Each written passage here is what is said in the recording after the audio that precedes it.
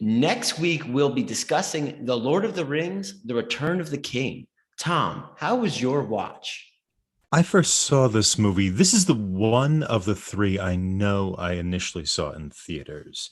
And I saw it actually with a common friend of ours, who I'll say his name off air, because he Suspenseful.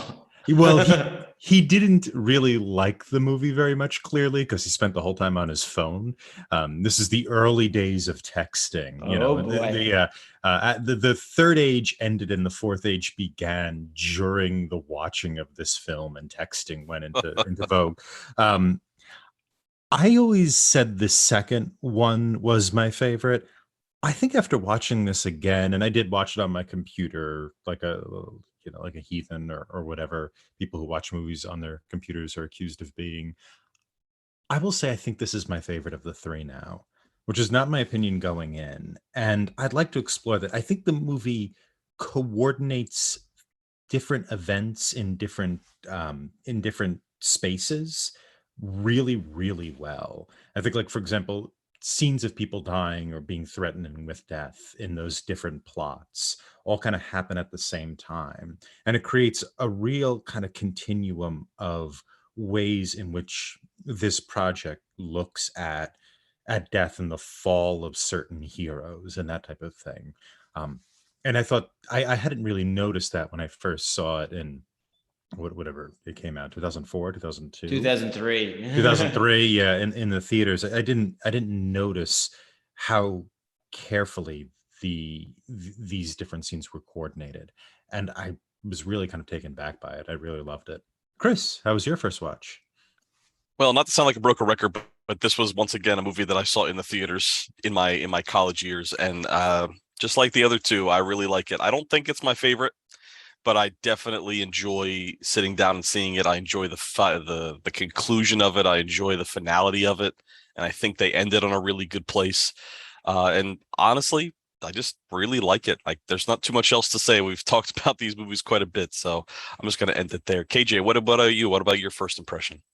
So at first I thought, oh, I don't remember seeing this in theaters. But now that I'm thinking back, I went. It was sophomore year of college, and I went with a bunch of students from the Progressive Student Alliance, and they had a lot to say about the movie not being progressive enough, which is a strange way to try to evaluate them. The Lord of the Rings of all things. So yeah, but this is probably my least favorite of the three. By the time we get to this movie, I still like being in Middle Earth, but it's just constantly wrapping things up. It's go, go, go, go, go. I really liked the book. I think in the book they explore some of Faramir a little more. I think the relationship between Frodo and Sam, they have more time to really capture that. But the thing I remember the most about this movie is guest of the show, friend of the show, co-founder of the show, Doug, loving Legolas on the elephants, the oily. He thought that was the coolest thing going. But yeah, I mean, audience, if you've watched the first two movies, you really should finish with the third here. How about you, Nick? It's tough for me to break these down. I've mentioned this in prior weeks. I see them almost as a collective. So if we're saying this movie versus that, in my mind, they're just one giant movie. So I enjoy every single one of them. And specifically with this film, yes, it's a conclusion of a lot of things, but of course, the one major pivotal moment in Mount Doom, I love that moment. It's just, again, we don't have to worry about spoilers. This movie's been out for a long time, but the way Gollum comes into play at that pivotal moment really gets me. And I'm sure we'll talk about that more next week. I don't want to sound too emotional, but I actually shed a little tear this time that I watched it, which I don't think has ever happened for whatever reason, but this time it did. I guess I'm getting older. It Yeah. hasn't happened to Chris in Chris's history, not just watching. That's pretty much true, but Yeah, it yeah. actually happened this time. His cold heart melted for our podcast.